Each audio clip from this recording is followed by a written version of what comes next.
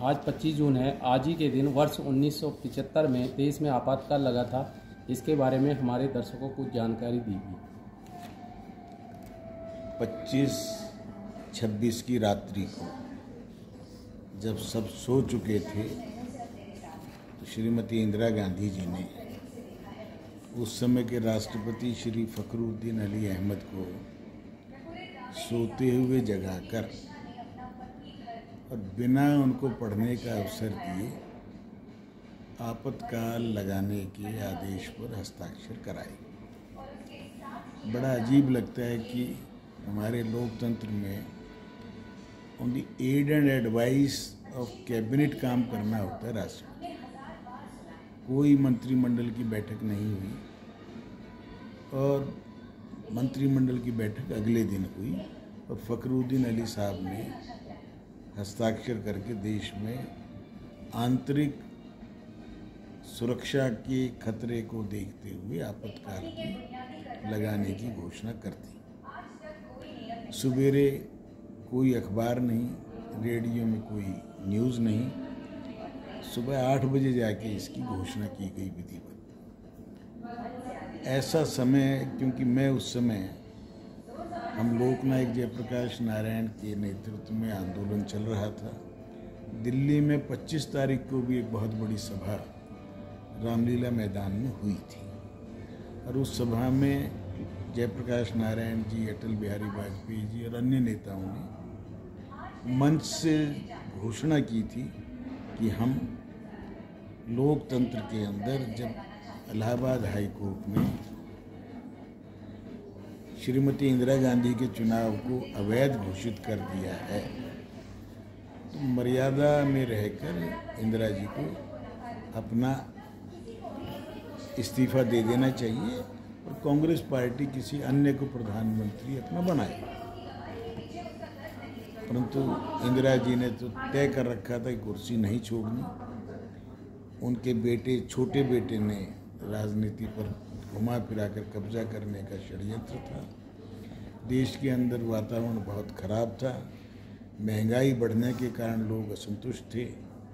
गुजरात में चुनाव होकर 12 तारीख को रिजल्ट आया था जिसमें कांग्रेस पराजित हुई थी और ऊपर से इलाहाबाद हाई कोर्ट के इस निर्णय से इंदिरा जी घबरा गई और घबरा भी गई और सत्ता पे चिपके भी रहना था, इसलिए उन्होंने इमरजेंसी लगाई और सभी बड़े नेताओं को, जयप्रकाश नारायण जी, मोरारजी देसाई, जो जहाँ था उन सबको गिरफ्तार करके जेलों में डाल दिया और लोग बड़े भयभीत हो गए। एक ऐसा वातावरण बन गया कि लोगों को लगता था कि प्रेस की आज़ादी समाप्त, कोर्टों का दखल समाप्त और एक किस्म से हम तानाशाही के रूप में इंदिरा जी ने अपने आप को स्थापित किया, जो एक बहुत ही दर्दनाक था।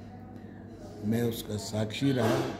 अगले दिन मदरलैंड अखबार, जो उसको छापने के लिए बिजली सब जगह काट दी गई थी, ट्रैक्टर चला के हमने बिजली पैदा की और एक पेज का अखबार जो 25 पैसे का था वो 100 रुपये तक लोगों ने खरीदा जानकारी प्राप्त करने की।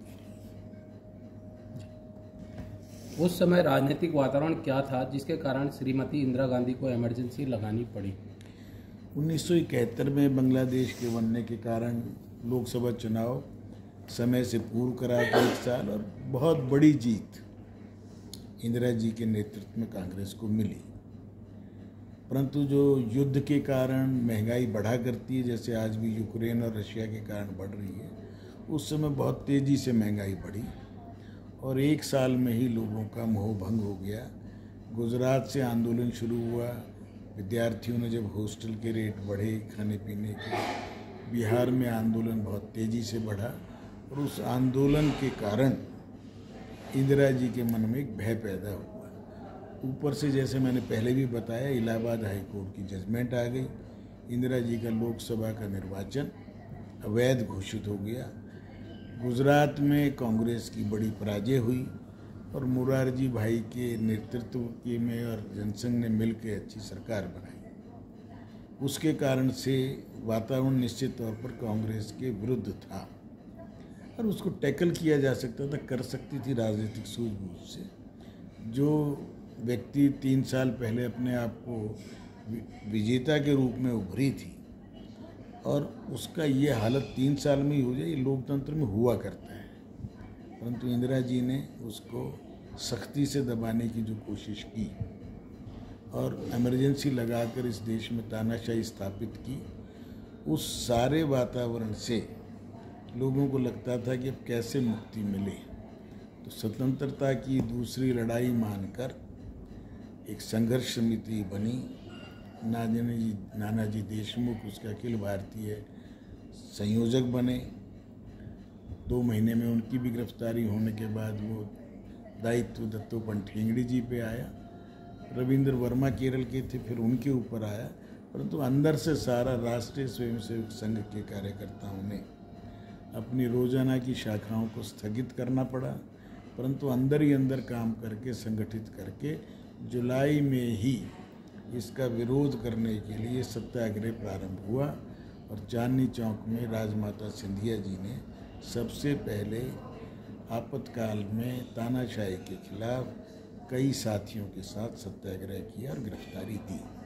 थोड़ा थोड़ा खुलने लगे, लोगों का भय दूर कैसे हो, उसके लिए लगातार कार्यक्रम, लगातार सत्याग्रह, जहां आवश्यक था, जहां कहीं बड़ी मीटिंग हो, विदेशी लोग हों, वहाँ कार्यक्रम करना। लाल किले पर चौगम का था, चंडीगढ़ था, सब जगह ये कार्यक्रम किया। पुरानी कांग्रेस के लोगों ने जो गिरफ्तार नहीं हुए थे अधिकांश, उसमें राजघाट पर कार्यक्रम रखा। हाई कोर्ट के अंदर, सुप्रीम कोर्ट में सक्रिय लोग हुए, परंतु असर नहीं पड़ रहा था। तो फिर मास सत्याग्रह करने के लिए अगस्त में प्रारंभ हुआ। एक स्थिति ये आ गई थी कि सभी जेलें भर गई थी। तिहाड़ जेल की कैपेसिटी उस समय मुश्किल से 2000 थी और सत्याग्रही उस समय 6000 थे। तो दिल्ली के लोगों को अम्बाला जेल में, उत्तर प्रदेश में कई स्थानों पर भेजा गया। विरोध प्रारंभ हुआ, परंतु तोड़फोड़ भी प्रारंभ हो गई। दिल्ली को साफ सुथरा बनाने के लिए संजय गांधी ब्रिगेड लग गई। तुर्कमान गेट जैसे कांड हुए, दिल्ली में सारी झुकी झोपड़ियाँ हटाई, अभियान हुआ, उसमें अच्छे काम भी हुए। जगमोहन जी ने 25 नई जे कॉलोनियाँ बसाई। दिल्ली एक साफ सुथरा शहर बने, इसमें किसी की दो राय नहीं, होना ही चाहिए। परंतु लोगों को 2 घंटे 4 घंटे भी का समय ना दो तो ये लोकतंत्र में संभव नहीं। लोग नाराज होने प्रारंभ हो गए। ऊपर से परिवार नियोजन के नाम पर सख्तियाँ शुरू हुई, उसका असर पड़ा। 1975 के अंत आते आते सत्याग्रह बड़े रूप में हुआ। मुझे भी आदेश हुआ सत्याग्रह करना है, तो मैं 2 बार सत्याग्रह किया। तिहाड़ जेल में गए और फरवरी में जब थोड़ी समझौते की वार्ताएं चली थी विनोबा भावे के माध्यम से, तो जमानतें मिलनी शुरू हो गई थी, तो हम भी जमानत पर आ गए थे। 76 में हम लोग लगे रहे, पर शिथिलता आनी शुरू हो गई थी। इंदिरा को लगने लगा था कि अब कोई बोलने वाला नहीं है, तो उसने जनवरी में आकर चुनाव की अचानक घोषणा कर दी, 22-23 जनवरी के आसपास, कि अब लोकसभा का चुनाव होगा। लोग डरे हुए थे, परंतु जेलों में रहकर ये समझ में आ गया था सबको मिलके लड़ना है। संघ ने अपनी भूमिका अदा की, जेलों में लोगों को समझाया कि मिलके चुनाव लड़े। तो पहली मीटिंग 30 जनवरी को रामलीला मैदान में हमने आहूत की। हमें उम्मीद थी कि 5000 लोग आ जाएं तो बहुत है। 10,000 लोग आए और उसमें हमें दरी बिछाने के लिए भी पैसे नहीं थे, लाउड स्पीकर भी उधार लेके लगाया। परंतु वही 6 फरवरी आते आते 1 सप्ताह में ऐसी स्थिति आ गई, जयप्रकाश नारायण जी जब जिस सभा में बोल रहे थे, जगजीवन राम, हेमवती नंदन बहुगुणा, नंदिनी सतपथी जैसे कांग्रेस को तुरंत छोड़ के आए हुए लोगों ने माहौल पलटा और धीरे धीरे स्थिति बन गई कि जनता पार्टी विजयी हुई। इंदिरा जी भी हारे, संजय गांधी भी हारे। उत्तर भारत में शायद एक राजस्थान और एक मध्य प्रदेश की सीट को छोड़कर बंगाल तक कोई सीट कांग्रेस नहीं जीत पाई। दक्षिण भारत में कर्नाटक, आंध्रा में जीती। उसके कारण से मोरारजी भाई बने प्रधानमंत्री। उन्होंने आपातकाल हटाई, एक अच्छा शासन आया और उसके माध्यम से फिर से लोकतंत्र की स्थापना इस देश में हो गई। वो अमेंडमेंट जो संविधान के किए गए थे उन सबको बदला गया, परंतु एक रह गया, सो कॉल्ड जो सेकुलरिज्म शब्द जोड़ा गया, सोशलिज्म जोड़ा गया जब लोग जेलों में बंद थे, वो आज भी बेमानी शब्द हैं। आज भारत के अंदर लोकतंत्र मजबूती से है। 16 बार यहाँ चुनाव हो चुके हैं और भारत का लोकतंत्र, जिसको लोग कहते थे कि कैसे चलेगा, यहाँ तो अनपढ़ लोग हैं, यहाँ के अनपढ़ लोगों ने ही सत्ता परिवर्तन करके दिखाया और लोकतंत्र को आज इतनी गहरी जड़ें हो गई हैं। या देश के प्रधानमंत्री जो उस समय हमारी ही उम्र के थे, सक्रिय थे और गुजरात आंदोलन के नेता बन के उभरे थे, आज इस देश में लोकतंत्र को मजबूती प्रदान करने के लिए उन लोगों को मौका मिले जिनको आज तक पूछा नहीं था। तो अब देश का राष्ट्रपति भी पहली बार एक वनांचल से, जंगलों से रहने वाले सामान्य से भी सामान्य परिवार की महिला राष्ट्रपति बनेंगी। पिछली बार अनुसूचित जाति से बने और उन्होंने 5 साल बहुत ही अच्छे रामनाथ कोविंद जी ने दिए। आज पूरे देश को एक सूत्र में पिरोते हुए, रिफॉर्म करते हुए, परफॉर्म करते हुए देश आगे बढ़ रहा है। एक महाशक्ति के रूप में हम उभर रहे हैं। विश्व के आज हम तीसरे चौथे नंबर की हर दृष्टि से शक्ति हैं और हमारा लक्ष्य परम वैभव का है और इसको फिर से वही स्थान प्राप्त करना है जो विश्व गुरु भी हो, मानवतावादी विश्व की रचना हो, सब एक दूसरे से प्रेम करें और कोई किसी का शोषण ना करे। हम कैपिटलिज्म के भी खिलाफ हैं, कम्युनिज्म के भी खिलाफ हैं। मानवतावादी दृष्टिकोण लेकर भारत निरंतर चिरंतन लाखों साल से चल रहा था। बीच का कालखंड गुलामी का आया था। इंदिरा जी ने फिर से गुलाम बनाने की जो कोशिश की थी उसको हमने असफल किया और लोकतंत्र को मजबूत किया।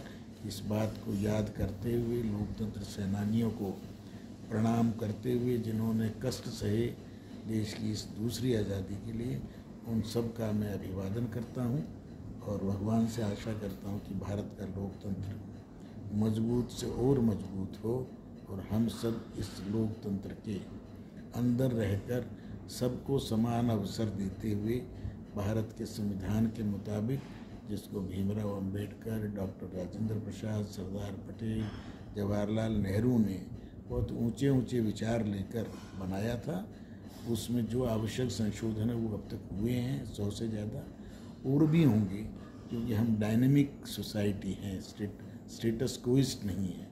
परिवर्तनशील, प्रगतिशील भारत का निर्माण करना है और आओ हम सब मिलकर उस पुनीत कार्य में जुट जाएं। धन्यवाद डॉक्टर साहब, यह महत्वपूर्ण जानकारी देने के लिए। धन्यवाद। अगले प्रश्न।